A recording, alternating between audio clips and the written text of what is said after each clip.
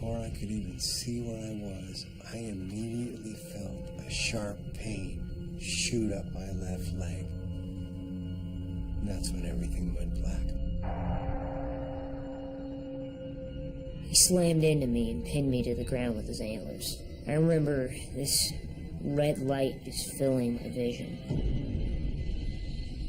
He closed the door to the shed and told me to lay down on the ground. He put his hand under my robes.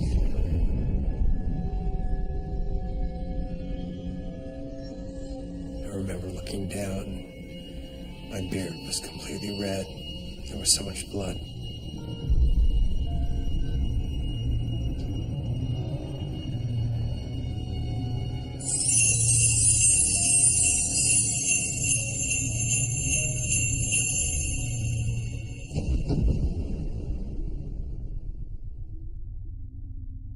It was a pretty typical night. I have kind of a unique job. I work late and travel quite a bit delivering packages and whatnot to young people. I landed on the roof of what seemed like an average house in an average neighborhood. I carry a list of all the stops I need to make, so I checked it a couple of times just to make sure I was, at the right place, on schedule, all that stuff. Nothing seemed out of the ordinary, so I grabbed my sack and started climbing down the chimney.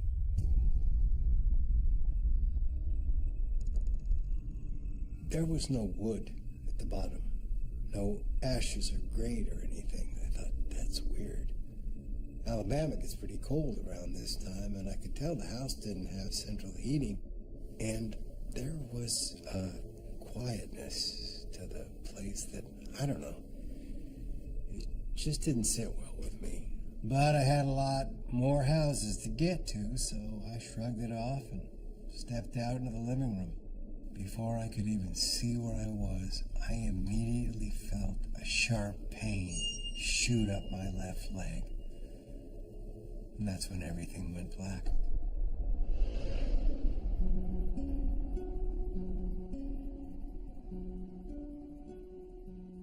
I work in a large warehouse, or workshop, if you will, on the eastern side of the gumdrop forest.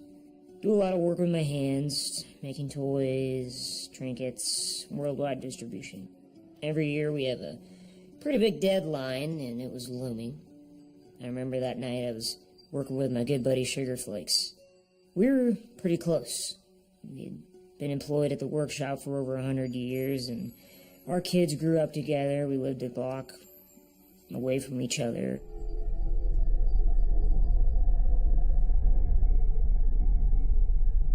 It was a bit of a walk from the workshop to the village, and we liked to sing carols and throw snowballs, make the time pass by. And I remember Sugar Flakes stopped to do a snow angel, so I decided to catch some snowflakes on my tongue. It was right about then that I first saw it out of the corner of my eye. It was pretty dark where we were, and the trees are pretty dense, so it took a few seconds for my eyes to adjust. But after a bit, I realized there was a large reindeer standing about 30 feet from us. I remember thinking, my God, that looks like Blitzen. What's he doing out of his corral? Blitzen was one of 9 reindeer that we work with and have worked with for years, so I'd know him anywhere. But when I called out to him, he didn't respond. And it was right then that, I thought, something doesn't feel right here. Sugar Flakes was on about his 5th snow angel, I think, when I told him to get up. For some reason, he didn't seem to hear me, so I walked over to him.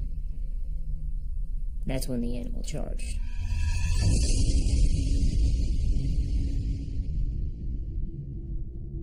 I originally came to Earth a couple thousand years ago, doing some work for my dad in the Middle East, and ever since then I just haven't been able to stay away. So I'd visit from time to time, and I remember back in the 90s, I would work the Easter pageant circuit. It was low profile, decent pay, plus most of the actors I'd seen were playing me all wrong. I was doing a 2-week run in a small Colorado town. Great company. This is my 3rd year with them, and the whole cast was just So on point. Great tech crew, really solid group. I remember this particular year, the understudy for Judas had to take over because the regular actor had the flu. Now, this new guy was a real hoot. I mean, just so charming and really friendly. He seemed to develop an affinity for me very quickly. He's constantly asking me to come hang out with him after rehearsals, after the show.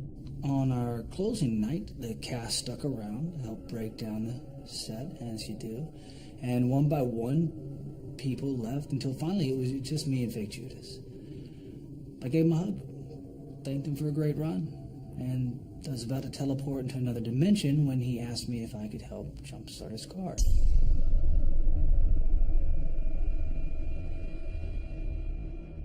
And I remember walking around to the front of his car and popping the hood.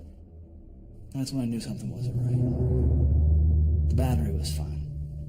I mean, I'm more of a carpenter than a mechanic, but I could see inside the battery, and I'd say it had a good 2-3 years left of juice in it.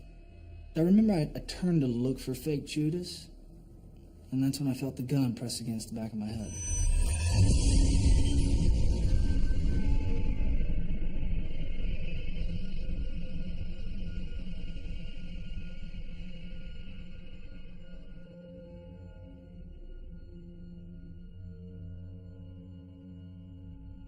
I woke up to find that I was sitting against a thick beam. It was dark and very cold, I remember that. And I couldn't feel my left leg at all. It was like it wasn't even there. I took a few minutes for my eyes to adjust to the darkness, and when I looked down, I saw that a big metal bear trap was enclosed around my left leg. I remember noticing that the blood that pooled around my leg was the same color as my pants. I don't know why, but I thought that was funny.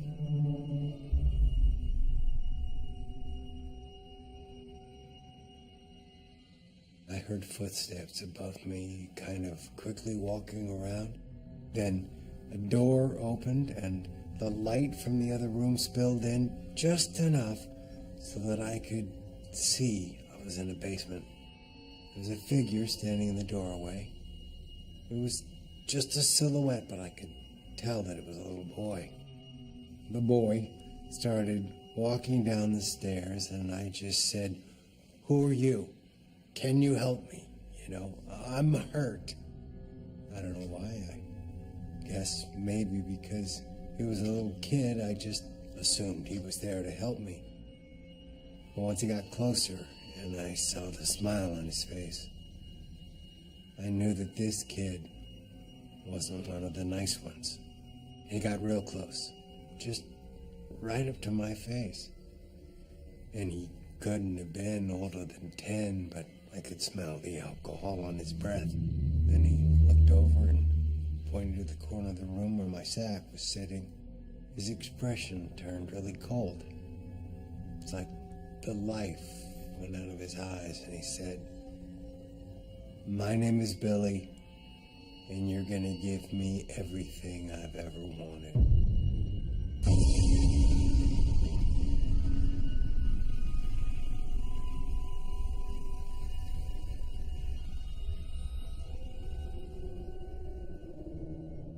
There was no time to react. The animal was so fast. I remember jumping to the side, but Blitzen's antlers caught me in midair. It spun me around and I hit the ground pretty hard. Then I heard screaming, so I flipped over just in time to see Blitzen goring Sugar Flakes with his antlers. He'd been pushed a good 24 feet. Blitzen had him up against a tree. I remember thinking how tiny my friend looked compared to this enormous animal. Blitzen threw him on the ground and immediately started stomping on him with his hooves, and that's when Sugar Flake stopped screaming. I knew I had to help him, so I started throwing snowballs because that's all I could do. After about the third one, he finally stopped and looked up at me. I remember the look in his eyes and the froth around his mouth. The animal looked insane.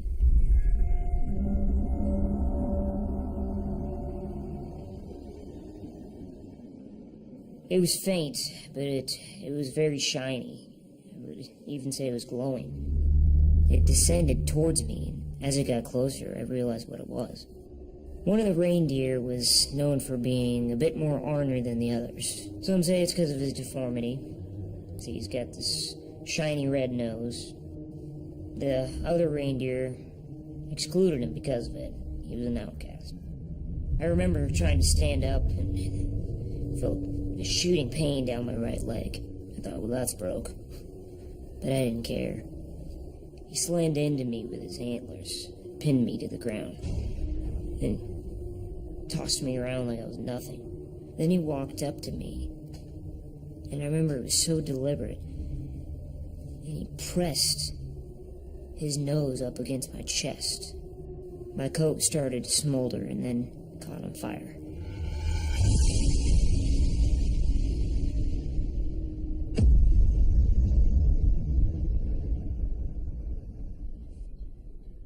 He was pushing the gun up against the back of my head pretty hard. Then he got up behind me real close to my ear. I can still remember the smell of his breath. It was like he'd just eaten a poop sandwich. And he whispered, "Don't scream, or I'll kill you." I remember his voice was trembling, like he was nervous. And he told me to get in the car, so I did. He was real jumpy. I kept looking around, fidgeting. We pulled out of the parking lot, and instead of driving into town, he started heading away. That's when I thought, okay, this guy wants to do something pretty bad. After about an hour, he pulled off onto this small dirt road that led into the woods. We drove another 20 minutes or so, and the sun was starting to set. The headlights of the car were just bright enough so that I could see a little shed about 20 yards off in the trees. He turned the car off but left the headlights on so we could see. And him doing that reminded me of this time when I lived in Huntington Beach. I was trying this whole stand-up thing. It was a weird phase. And I left my lights on at this dive bar where I was doing a show. And so I'm walking out afterwards, and I see that they're still on. You know, it's one of those moments when you're like, man. So I get in the car and try to start it, and sure enough, it's dead. Anyway, so as I'm remembering this crazy story, Fake Judas walked around to my door and opened it up. And he grabbed me by the arm and kind of yanked me up and out of the car and bonked my head as I came out. It really hurt.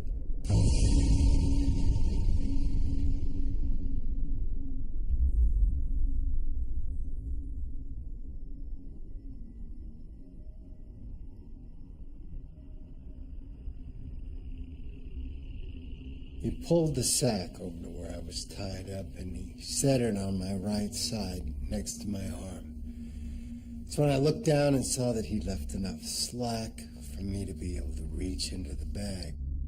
First, he'd ask for typical little boy gifts, baseball stuff, action figures, video games.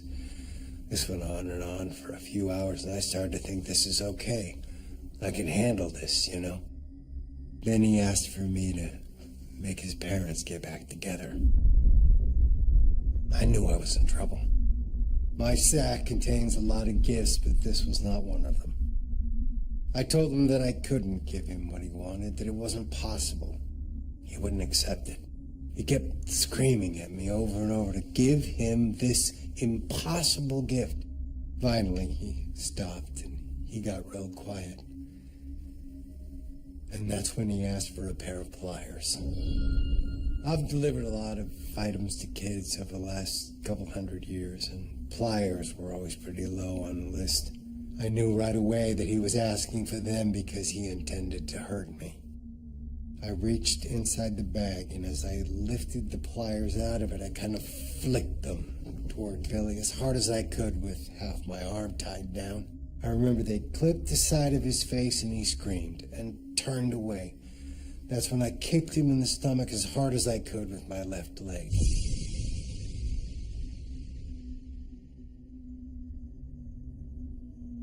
He ran up and he kicked my wounded leg over and over. At this point, I was in so much pain that I was struggling to stay conscious. He sat on my lap and he looked up at my face, and I could see that one of his teeth was missing, and blood was running down his mouth. He looked me right in the eye and said, "You took out one of my teeth. Now I'm gonna take out some of yours."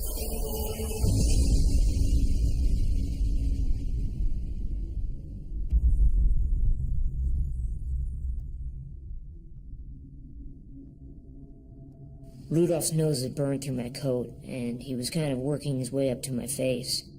I had a beard at the time, and his nose was so hot that it set my beard on fire without even touching it. I tried to wrap my arms around his antlers to push his head away, but the thing was just too massive. He was digging his nose into my face, and I thought, I gotta do something here, I'm not gonna make it. Somehow, I got my arm around one of his antlers, and as soon as I felt his eye, I dug in as hard as I could with my fingers. He reared back and kicked his front legs in the air and turned around and took off into the sky. I rolled over in the snow because my clothes were still on fire. Then I immediately looked around for Sugar Flakes. He was lying where I'd last seen him. Thankfully, Blitzen was gone, but my friend wasn't moving.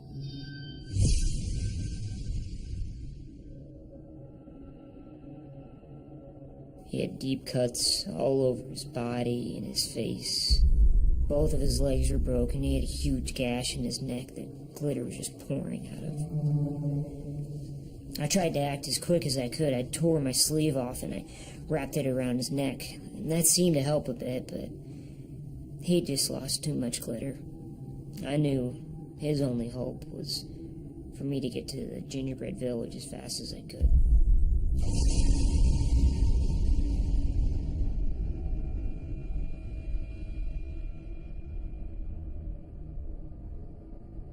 He led me into the shed, and he opened the door, and there was just this immediate smell of death and decay that just washed over me.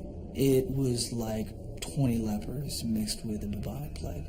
He pushed me inside, and there wasn't a lot of light, but I could barely make out a big shelf with a bunch of rusty tools on it. There were blood stains on the walls and the ground. It was like something out of a horror movie. And it was very apparent at this point that I wasn't the first person Fake Judas had brought here. He closed the door to the shed and told me to lay down on the ground. Then he took my sandals off and he set them on a shelf next to a bunch of other pairs of shoes. I remember he was really careful about it. He kind of stared at them for a few seconds. It was like he was admiring them. Like it was some kind of weird ritual with this guy. Then he turned back to me, took his own shoes off, and that's when he attempted to lie with me.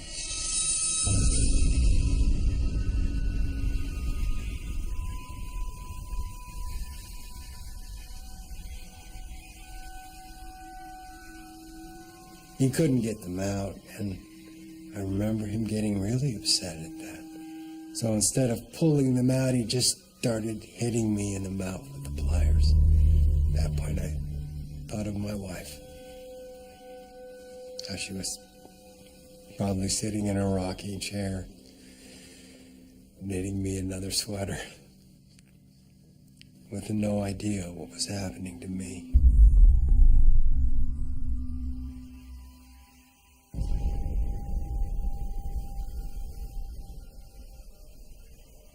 I have a sense about when little kids are asleep. I can kind of see them. So I could tell that Billy was asleep upstairs somewhere. I started rocking back and forth, just trying to loosen the ropes. And after a few minutes, I was able to pull my right arm out.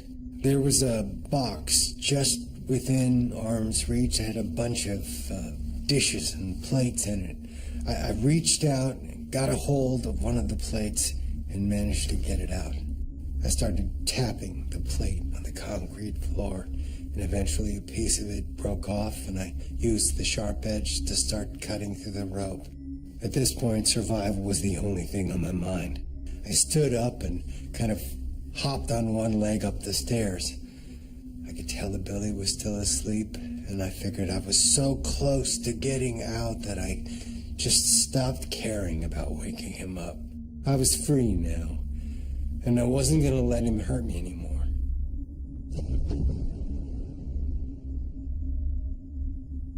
I got about halfway through the front yard, and then I just broke down. I started screaming, "Help!" just over and over. I remember there was a woman walking her dog, and her face just turned white when she saw me.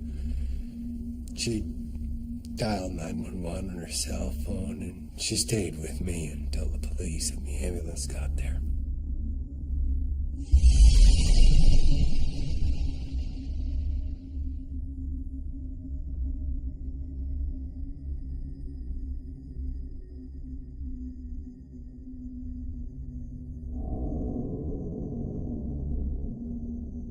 I survived because I knew I had more to do in this life.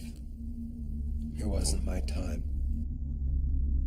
And I wasn't going to let a naughty little boy deprive millions of nice children the material possessions they deserved.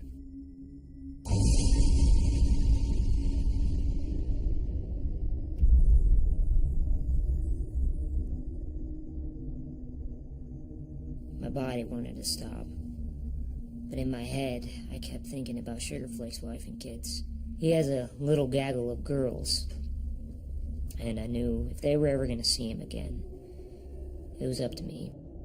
It was a long way to the village. And after about an hour of limping down the road, I was really starting to get exhausted. I couldn't feel the lower half of my body. And finally, my legs gave out and I collapsed. I managed to roll onto my side and was on the verge of passing out when I saw 2 red lights coming down the road. My first thought was, oh no, Rudolph's coming back and I can't move. I thought, this is it. I'm gonna die. But as I got closer, I saw horses. And then I heard yelling. It was Twinkle Buns, my shift leader from the workshop. He and a few of the other guys were supposed to meet Sugarflakes earlier that night, and when he didn't show up, they went out looking for him. I remember yelling to them to leave me and go to Sugarflakes, so one of them scooped me up on a sled, and the rest of them continued up the road.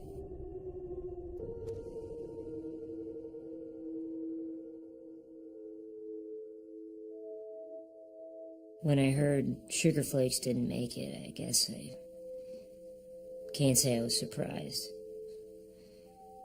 I know that sounds cold, but when I saw him lying there in the snow after he'd been attacked, I knew. I didn't want to accept it at the time, but he had just suffered too much. He was more than a friend to me. He was my brother. And I wish every day that I could have done something to get him help in time. But I couldn't. And I wish it. I survived because Sugarflakes needed my help.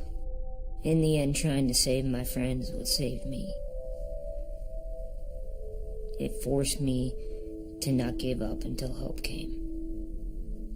And I'll never forget that.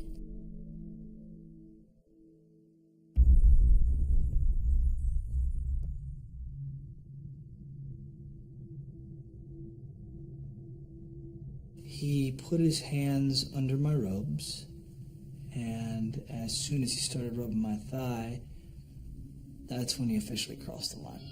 And I like to give people the benefit of the doubt when I'm judging them, but there was no denying at this point what was in fake Judas's heart.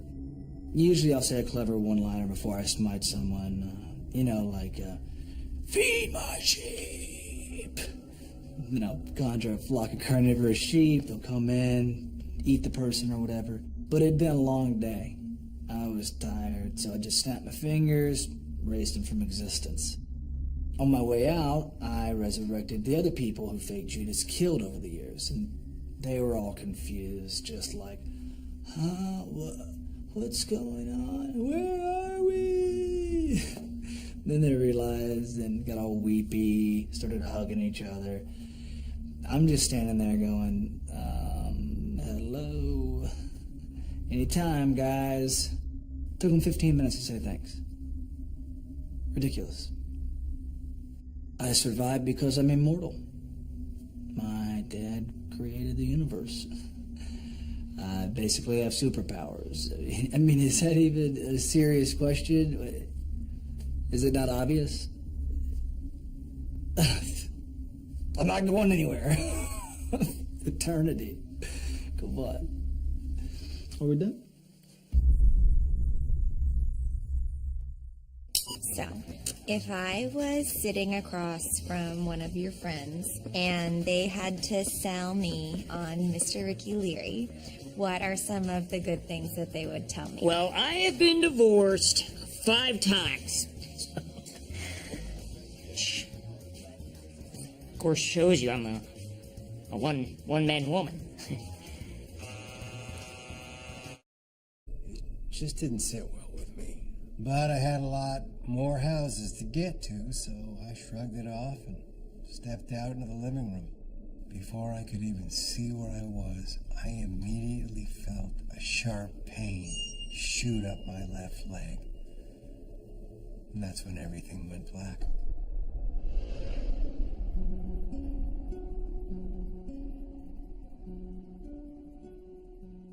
I work in a large warehouse or workshop, if you will. Schedule, all that stuff. Nothing seemed out of the ordinary. So I grabbed my sack and started climbing down the chimney.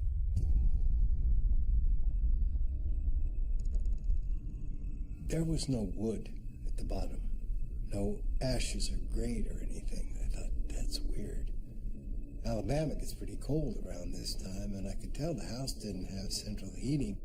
And there was a quietness to the place that, I don't know. The door to the shed and told me to lay down on the ground. He put his hand under my robes.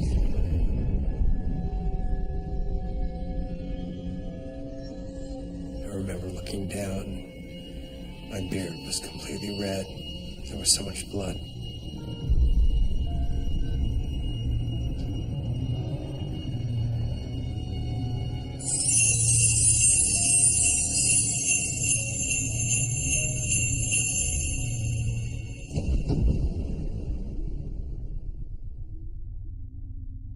It was a pretty typical night. I have kind of a unique job. I work late and travel quite a bit delivering packages and whatnot to young people. I landed on the roof of what seemed like an average house in an average neighborhood. I carry a list of all the stops I need to make, so I checked it a couple of times just to make sure I was, at the right place on schedule.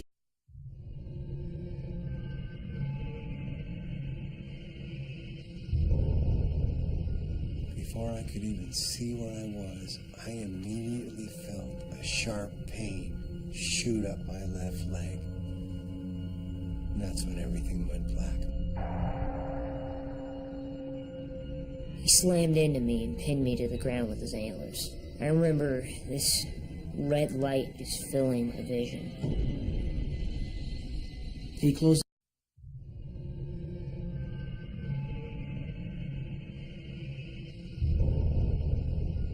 Before I could even see where I was, I immediately felt a sharp pain shoot up my left leg. And that's when everything went black. He slammed into me and pinned me to the ground with his antlers. I remember this red light just filling my vision. He closed the door to the shed and told me to lay down on the ground. He put his hand under my robes.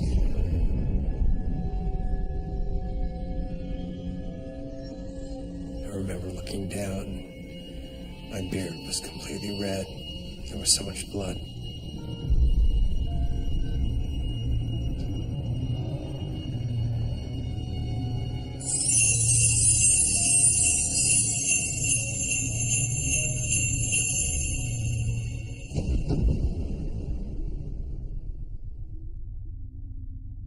was a pretty typical night. I have kind of a unique job. I work late and travel quite a bit delivering packages and whatnot to young people. I landed on the roof of what seemed like an average house in an average neighborhood. I carry a list of all the stops I need to make, so I checked it a couple of times just to make sure I was, at the right place, on schedule, all that stuff. Nothing seemed out of the ordinary, so I grabbed my sack and started climbing down the chimney.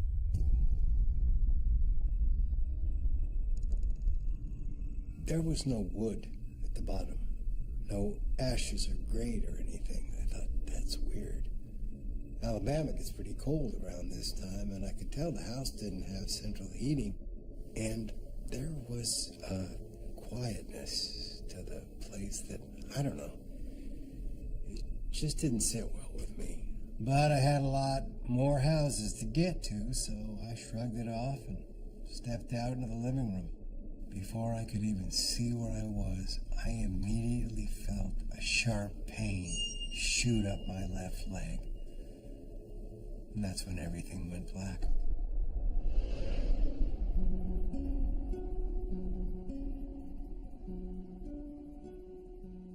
I work in a large warehouse, or workshop, if you will, on the eastern side of the gumdrop forest.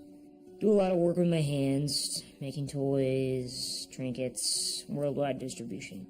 Every year we have a pretty big deadline, and it was looming. I remember that night I was